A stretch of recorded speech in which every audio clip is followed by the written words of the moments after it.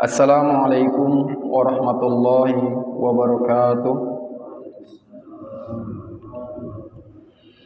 Innal hamdalillah nahmaduhu wa nasta'inuhu wa nastaghfiruh wa na'udzu billahi min shururi anfusina wa min sayyiati a'malina. May yahdihillahu fala mudilla lahu wa may yudlilhu fala hadiya lahu. Ashhadu an la ilaha illallah wahdahu la syarika lah iqraran bihi wa tauhidah wa ashhadu anna Muhammadan abduhu wa rasuluh tasliman majidah. Nasalli wa nusallim ala nabiyyina al-karim habibina Mustafa Muhammadin sallallahu alaihi wasallam wa ala alihi wa sahbihi wa man tabi'ahu bi ihsan ila yaumiddin. Hadirin hadirat jamaah salat subuh Masjid Nur Muhammad rahimakumullah.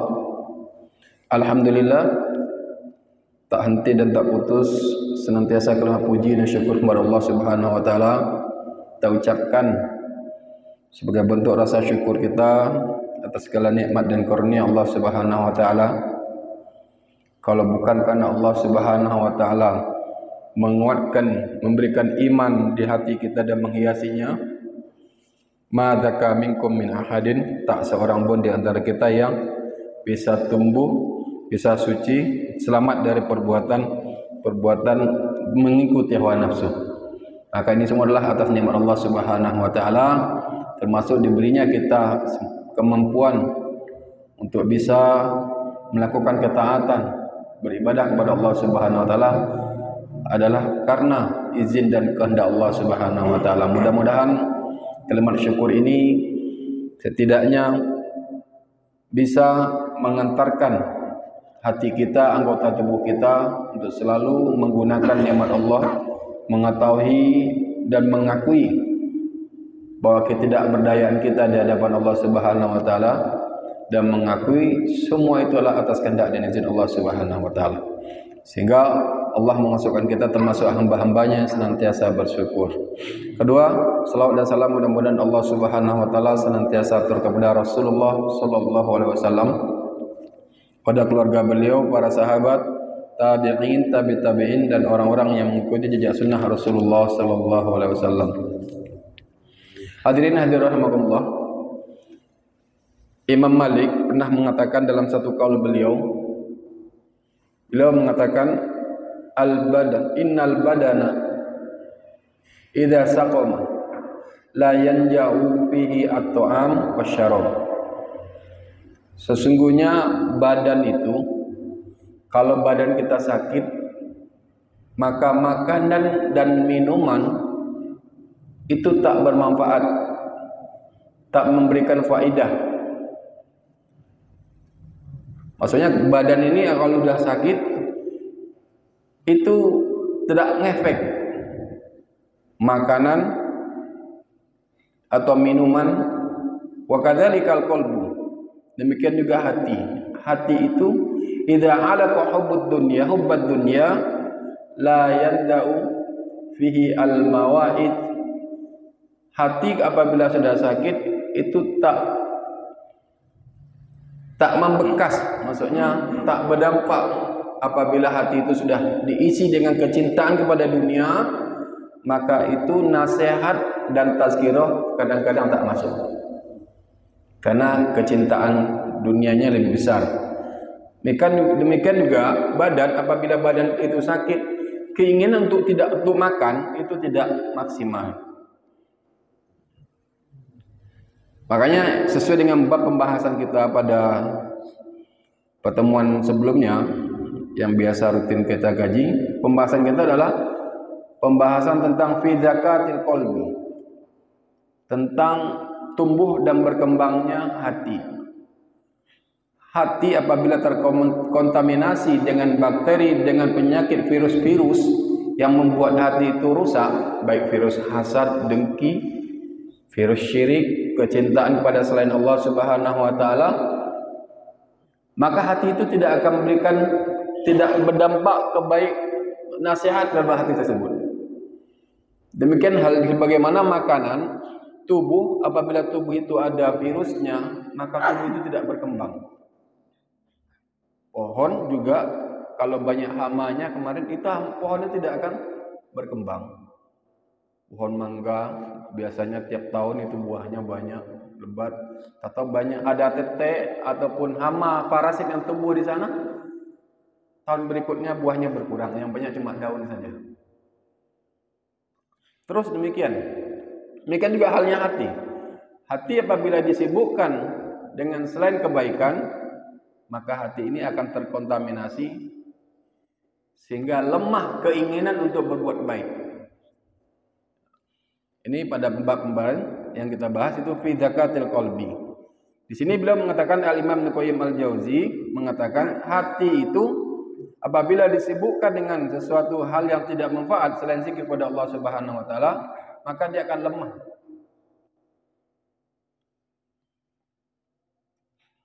Namun apabila semuanya itu dikeluarkan, mari pembahasan kita annal badana idza istafaraga min al akhlaqi radi'ah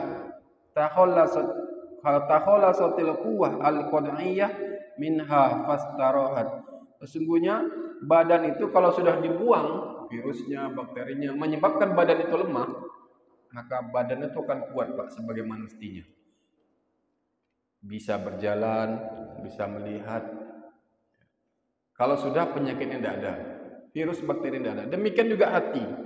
Hati apabila bakterinya, virusnya atau hal-hal yang membuat hati itu rusak sudah dibuang, maka hati itu akan tenang, hati itu akan kuat, firasatnya akan kuat sehingga hati bisa menguasai anggota tubuh.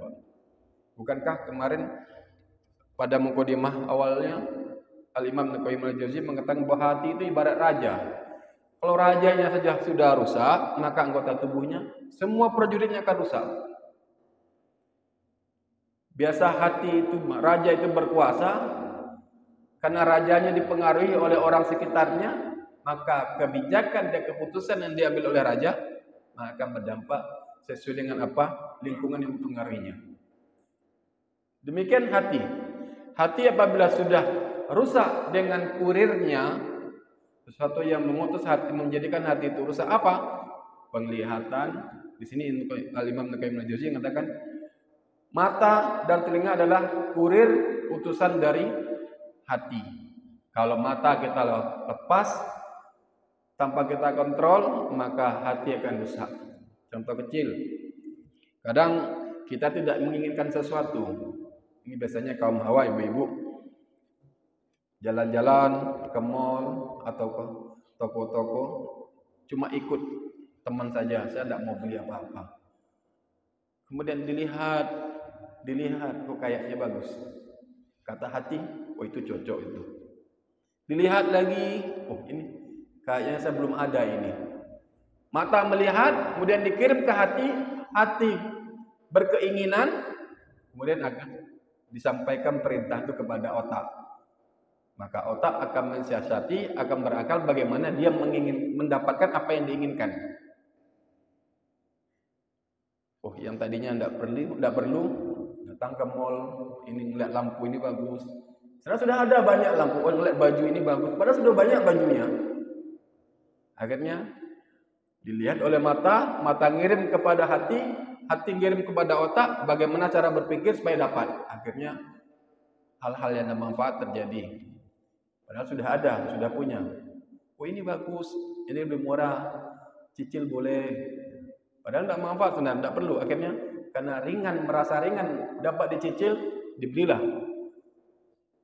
Hal lain tentang demikian juga halnya hati.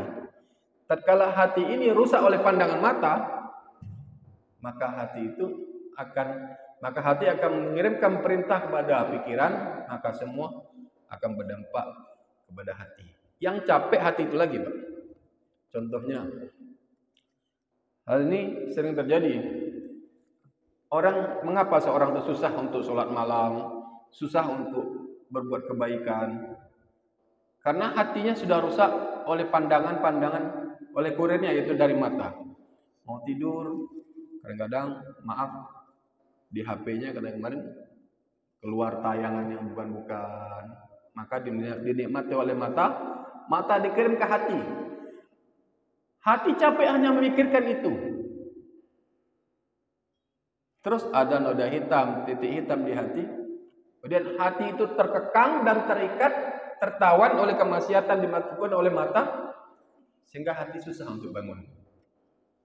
Susah untuk melakukan kebaikan. Tak gampang tersentuh oleh kebaikan. Keinginannya lemah. Maka di sini Al-Imam Ibnu Qayyim al-Jauziyah mengatakan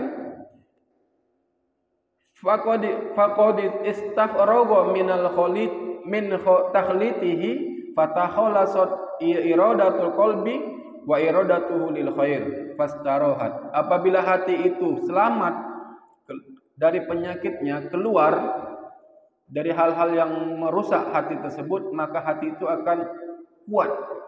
Keinginan untuk melakukan kebaikan kuat. Tak jadi tahan dan tawanan. Jadi hati itu akan fastarohat, akan tenang, tentram. Maka fasami'at lahu wa ata'at, maka ketika hati itu sudah menjadi raja, tak terpengaruh oleh pandangan, tak terpengaruh oleh pendengaran, maka hati itu akan menjadi raja, maka dia akan duduk pada singgasananya. Maka dia akan merintahkan sebagaimana yang dia diinginkannya. Fasami'at lahu wa ta'at, maka semua anggota tubuh itu akan patuh dan taat kepada perintahnya hati.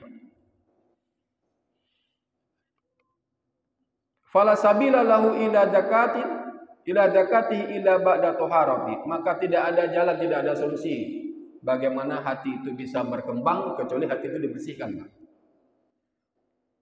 Orang yang namanya badan ini tidak akan bisa makan dengan sempurna, merasakan manisnya makan atau asinnya makanan itu, kalau sesuatu yang menghalangi dari manis dan asin itu tidak dibuang. Seperti orang yang kena kanker ataupun tumor, lama-lama nutrisi yang masuk kepada tubuhnya tidak menjadikan dia berdaging, tidak tumbuh, tidak membuat dia sehat. Makan banyak, atau contoh kecil, cacingan, makan banyak, perut besar. Karena masih cacingan, akhirnya tetap kurus. Apa menghalang itu? Karena makanannya ini tidak bisa dicerna oleh dengan baik oleh tubuhnya, sehingga tidak bisa mengirimkan nutrisi itu kepada seluruh tubuh. Demikian hati. Hati apabila sudah rusak, maka ketaatan tidak akan pernah berlaku. Orang tidak akan cinta kepada ketaatan. Hatinya sudah sakit, hatinya rusak dengan kecintaan kepada dunia.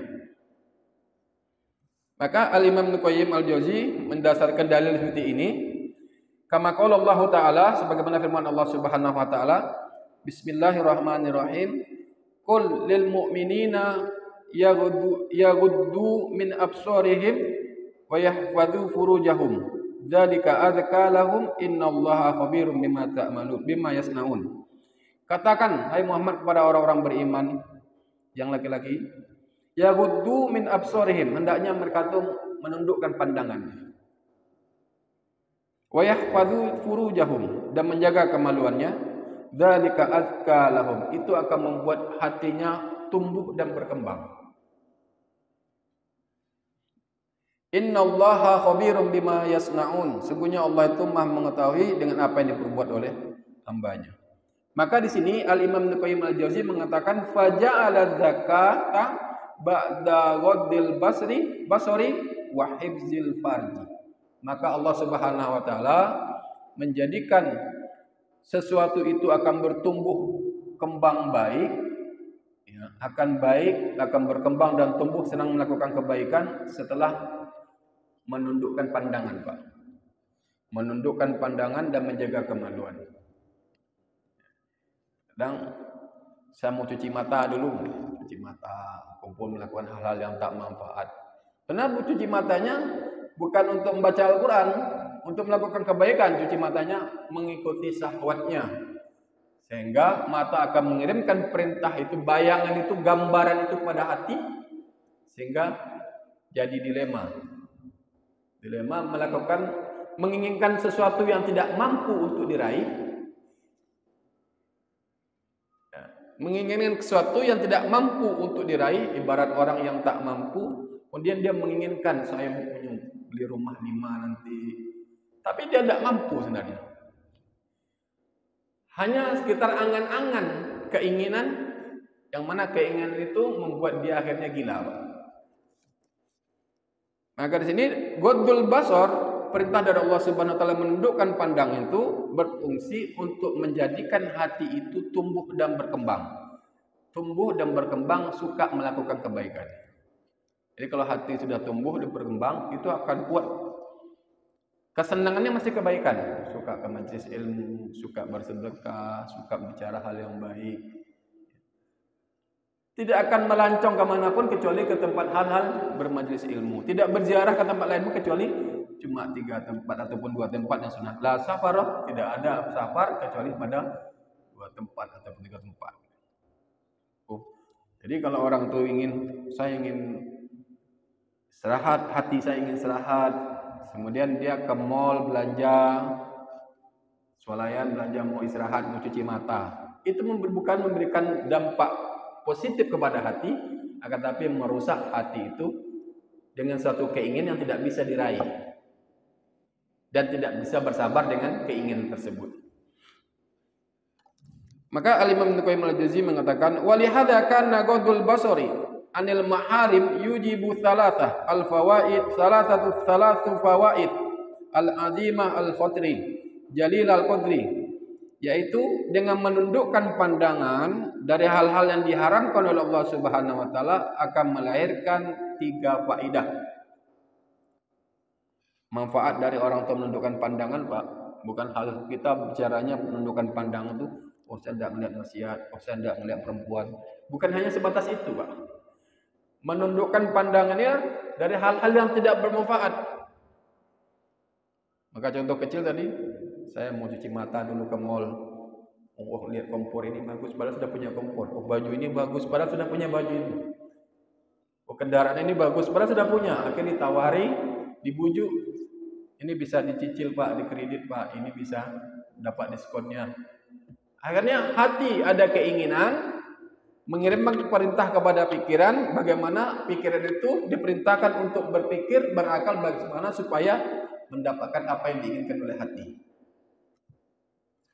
Di sini pentingnya kita menjaga hati dari hal-hal yang tak manfaat, sehingga hati itu bisa memberikan manfaat kepada kebaikan atau bisa meraih manfaat dari kebaikan.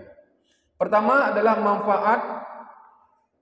faidah ataupun manfaat dari menjaga pandangan mata adalah adanya halawatul iman waladzat. Kalau orang biasa pandangannya tertunduk dari hal-hal diharamkan Allah Subhanahu wa taala, orang itu akan mendapatkan manisnya iman. Jadi iman itu ada rasa. Kalau makannya itu rasa gula itu manis, garam itu asin. Iman ini ada rasa. Rasa iman itu manis. Yang tidak bisa, manis tidak bisa diungkapkan. Sesuatu itu tidak akan bisa diketahui rasanya kalau tidak dicoba, Pak. Kita gambarkan manis itu seperti apa, Pak? Ya, manis seperti apa, Pak? Kalau kita tidak akan bisa mengetahui itu manis kalau kita tidak merasakan. Asin seperti apa? Paling asin gambaran kita garam. Asin itu seperti apa? Oh, keringat asin, berarti keringat ini ada garamnya. Gambarnya kita demikian, cuma tidak bisa merasakan manis dan asin itu kecuali kita merasakannya. Iman tidak bisa dirasakan manis atau pahit iman kecuali orang itu merasakan bagaimana manisnya iman. Maka di antara faedah keutamaan seorang itu bisa merasakan keutamaan atau faedah dari Ghaddul Basar, menundukkan pandangan dari hal-hal yang diharamkan oleh Allah Subhanahu wa taala, orang itu merasakan halawatul iman, manisnya iman dan lezatnya iman. Allati hiya ahla wa atyab wa aladda mimma sarafa basarahu anhu wa tarakahu lillahi ta'ala. Dia akan merasakan manisnya iman lebih manis dari apa yang dia bayangkan. Orang itu katanya kalau kita menikmati, maaf kadang ada, maaf ya bukan kami mengajar sini, itu kata orang kalau di video-video HP itu sering ada video-video porno. Kadang orang-orang tertentu membiasakan diri saya kalau berhubung dengan istri itu kalau tidak melihat dulu film-film ini tidak bisa. Akhirnya dia memiliki koleksi film itu, setiap kumpul dilihat, setiap kumpul dilihat. Itu sebenarnya bukan menjadikan kepuasan pada dirinya, bukan menjadikan hatinya itu tumbuh dan berkembang, sebenarnya membuat hatinya itu tertawan dan jadi tahanan. Karena apa yang dilihat itu tidak sesuai dengan apa yang dia jalani. Jadi kadang-kadang makanya para penyair itu mengatakan wa kunta mata arsalta torfaka wa roidan liqalbika yauman abatka al manadiru ra'aital ladzi la kullahu anta qadirin alaihi wala an ba'dihi anta sabirin. Apabila kamu melepaskan pandangan kamu sesuka kamu sebagai utusan dan kurir untuk hati kamu untuk melihat semua pemandangan itu, maka kamu akan mendapatkan pada hati kamu itu rasa capek pada sesuatu yang tidak bisa diraih dan tidak bisa sabar kepada sesuatu yang tidak bisa diraih. Jadi kadang orang melihat itu membayangkan nanti seperti ini, ternyata tidak sesuai dengan apa yang diinginkan. Orang membayangkan orang itu bisa, orang kaya itu hidupnya seperti ini, dia punya kekayaan, rumahnya banyak, mobilnya banyak. Dia bayangkan seperti itu, setelah dia diberikan nikmat itu oleh Allah, hatinya disibukkan dengan itu semuanya. Capek. Maka di sini Allah Subhanahu wa taala menggambarkan halawatul iman, mengatakan bahwa faidah keutamaan ataupun manfaat dari ghadul basar itu adalah adanya manis, merasakan manisnya iman dan lezatnya iman. Sehingga kalau dia itu taat, kalau iman itu sudah dimulai dirasakan manis, berarti karena ada ketaatan. Hati itu gampang dan mudah untuk melakukan kebaikan karena hati itu tadi bersih dari penyakitnya. Sehingga hati itu berkembang, tumbuh untuk melakukan kebaikan. Jadi bisa kita muhasabah kenapa kita sedang susah untuk sholat malam, kenapa kita susah untuk baca Al-Quran, karena hati kita itu ada penyakit ataupun satu hal yang terkontaminasi yang membuat dia itu akhirnya lalai dan malas. Maka Al-Imam Ibnu Qayyim Al-Jauzi mengatakan sad'ul qalbi bi amrayni, hati itu berkarat ataupun bisa berpenyakit dengan dua perkara. Al-ghaflatu wadz-dzunub, berkaratnya hati itu dengan hal yang sia-sia, lalai dari ketaatan, wadz-dzunub, dan melakukan dosa, sehingga hati itu bisa berkarat dan lalai. Dari berkarat sehingga susah untuk hidup, tidak punya kekuatan untuk tumbuh. Ada keinginan, saya ingin kayak orang ke masjid, orang itu ke masjid berjamaah. Saya juga ingin sebenarnya. Hati ada keinginan, tapi karena ada penyakit yang menghalangi keinginan untuk diperintahkan pada anggota badan, karena lingkup pemahamannya rusak, karena lingkungannya rusak, hanya sebatas keinginan, Pak. Saya ingin juga ke masjid, saya ingin juga sebenarnya mau ibadah, saya juga ingin menghatam Al-Quran sekali seminggu. Ada keinginan, hanya sebatas keinginan yang diinginkan, namun tidak bisa tercapai karena hatinya terkontaminasi dengan penyakit hati. Apa penyakit hati kata Ibnu Qayyim? Al-ghaflatu wadz-dzunub. Hati itu kalau sudah terkontaminasi dengan kelalaian, hal-hal yang sia-sia, lalai daripada ketaatan pada Allah dan melakukan dosa, maka itulah yang menyebabkan hati itu tak gampang tersentuh dengan nasihat, tak gampang tersentuh untuk bisa melakukan ketaatan. Ada keinginan, tapi kan keinginan saja sudah cukup mendapat pahala. Ya, keinginan untuk baik, berbuat baik bisa menjadikan seorang itu dapat pahala. Tapi hanya sebatas demikian, tidak akan berkembang, tidak akan tumbuh untuk melakukan ketaatan dan kebaikan. Apa sebabnya? Al-ghaflatu wadz-dzunub. Obatnya apa? Kata Ibnu Qayyim Al-Jauzi, obatnya adalah hayatul qalbi bisyai'aini, hidupnya hati itu dengan dua perkara. Al-istighfar wa dzikru. Al-dzikru wa istighfar.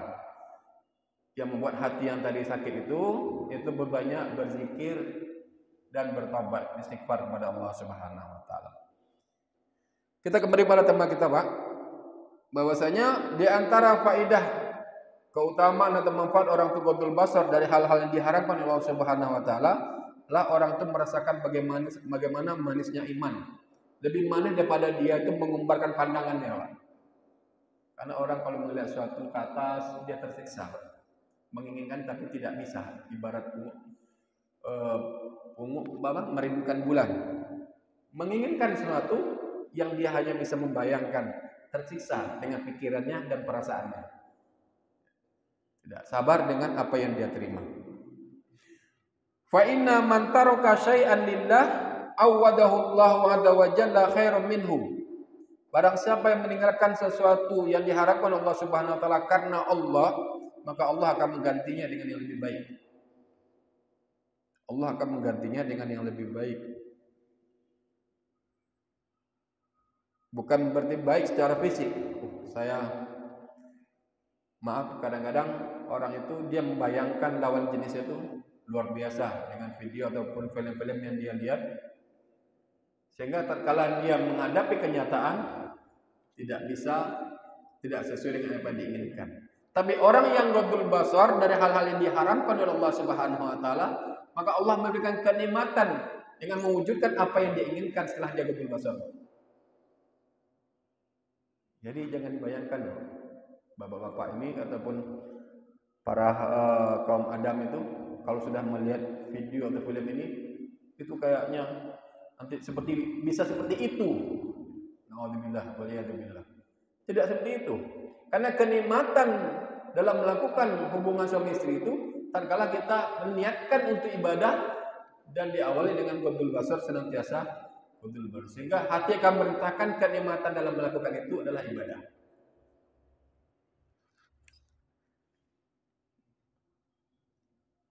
Wan nafsu, dan sedangkan jiwa ini mula'atun bihubbin nazri ila suwarin jamilah. Sementara jiwa ini senantiasa selalu suka melihat yang indah-indah, Pak. Suka dengan perempuan cantik, suka dengan hal yang mulia, suka hal yang baik-baik, suka yang indah, pemandangannya indah, rumah yang indah, semuanya suka yang indah. Itu kecenderungan jiwa. Wal ainu ra'idu qalbi. Sementara mata itu adalah kurir, utusannya hati. Fayab'atsu ra'idahu liyanzura ma hunaka. Maka hati akan merintahkan kurirnya untuk melihat, lihat itu. Oh, lihat itu bagus. Lihat. Ke mall jalan-jalan bagus. Lihat ini. Nah, dilihat oleh mata. Fa idza akhbaru bi husnil manzur, apabila mata sudah mengabarkan kepada hati, nah itu bagus loh. Itu bagus. Wa jamalihi taharraqal ishtiyaqan ilai, maka hati akan ada rasa rindu, suka melihat perempuan cantik, terbayang-bayang gitu. Kita belum tidur cuma kamu aja. Perempuan itu terbayang-bayang. Akan melakukan hubungan suami istri, perempuan itu yang terbayang-bayang. Maka setelah mata diumbar, mata dilepaskan dengan liar, maka mata akan memberikan kabar itu kepada hati, sehingga hati tumbuh rasa rindu. Wa katsiran ma yas'abu wa yus'ibu rasulahu wa ra'idahu kama qila. Dan umumnya kebanyakan pandangan itu, kurir itu akan membuat lelahnya hati. Kenapa? Karena tak bisa dicapai, Pak. Tak seperti yang diinginkan. Dan mata juga lelah karena dia hanya sekedar melihat, tidak bisa mewujudkan. Mun pangatarona boleh, Pak. Terus abinya 2, abinya 3. Tapi belum bisa mewujudkan itu karena ada kecemasan yang dibisikkan oleh setan. Belum bisa mewujudkan itu semuanya karena hal-hal yang ditakut-takuti oleh setan. Sehingga Al-Imam Ibnu Qayyim al-Jauziyah mengatakan, maka menundukkan pandangan dari hal-hal yang diharamkan oleh Allah Subhanahu wa taala akan memberikan dampak manisnya iman, Pak. Tenang, tumakninah dalam melakukan ketaatan kepada Allah Subhanahu wa taala. ke orang, saya sholat pengajian sering. Ada orang yang bertanya, saya sering ke pengajian, sering tahajud, sholat, tapi saya tak merasakan bagaimana sholat ataupun baca Quran itu yang tenang, tak merasakan. Karena membaca Qurannya hanya sekedar formalitas, sholatnya hanya mengukurkan kewajiban, pokoknya sholat sudah. Tapi orang yang melakukan sholat itu karena ibadah kepada Allah Subhanahu Wa Taala, membuang penyakit yang mengontaminasi dalam hatinya. Kadang kita sholat itu cepat karena kita bayang nanti kalau saya sholatnya lama-lama, nanti kerjaan saya tidak selesai. Ada kerjaan yang masih menunggu. Kadang kita sholat itu hanya sebatas badan kita yang sholat, tidak merasakan bagaimana manisnya nikmatnya dalam sholat. Baca Al-Quran setengah halaman sudah ngantuk. Tapi kalau melihat HP 3 jam kuat. Untuk tahajud 2 rakaat sudah berat. Tapi untuk keliling taman bunga 7 kali kelilingan kuat. Karena hati yang sakit, hatinya yang terkontaminasi dengan kecintaan dunia. Masih ada dunia, saya ini mau kantor untuk sholat, tidak merasakan saya mengaji, tidak bisa tumaninah dalam baca Al-Quran, tidak tenang. Kadang tahajud cuma 2 rakaat sudah witir 1 rakaat, tidak bisa merasakan nikmat dari jam 3:30 sampai 3:30 bacaan, paling dibaca Qul Al-Falaq, An-Nas, tidak mengulang bacaan-bacaan yang dihafal tadi itu karena memang tidak merasakan nikmatnya dalam ibadah tiap mulai. Kenapa? Karena mata sudah diutus oleh hati untuk melihat suatu hal yang merusak hati tersebut. Ini menurut Al-Imam Ibnu Qayyim al-Jauziyah. Mudah-mudahan kita bisa selamat dari ini semuanya dengan harapan Allah Subhanahu Wa Taala memberikan kekuatan pada hati kita untuk mudah dan gampang melakukan ketaatan. Jadi kesimpulannya, hati itu akan tumbuh bisa melakukan kebaikan apabila hati itu dibersihkan dari penyakit. Di antara yang menyebabkan hati itu sakit adalah mata yang senantiasa melihat pada hal-hal yang diharamkan Allah Subhanahu Wa Taala, sehingga mengirimkan keinginan pada hati, hati mengirimkan perintah kepada akal, dan akal mentahkan semua kepada anggota tubuh, sehingga yang ada cuma hanya kepahitan menunggu suatu hal yang tidak pasti dan tidak bersabar dengan kondisi yang dialami. Mudah-mudahan Allah Subhanahu Wa Taala mempermudah kita, memberikan hati kita hidup, menjauhkan kita dari hal-hal yang menyebabkan hati kita sakit. Allahumma amin. Assalamualaikum warahmatullahi wabarakatuh.